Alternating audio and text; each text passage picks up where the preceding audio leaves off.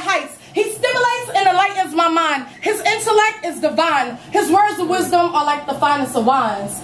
So rare, so tasteful, so fruitful to my soul that when he speaks, it's like hearing heaven's own angels singing perfect harmonies. His looks, ladies, his looks are the beauty of my own eyes. His eyes captivate mine. It's like we have been looking at each other through centuries of time. His skin is the smoothest touching silk sheets. He grabs my hand gently, never masking his masculinity.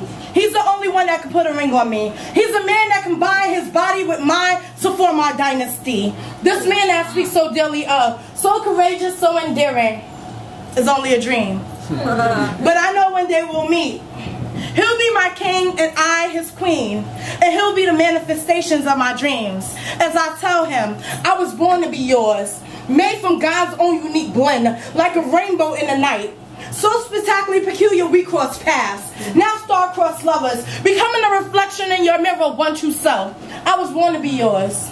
I was born to be the rib, the wife, the breeder of infinite life. I was born to be the Michelle to your Obama, the one to your zero.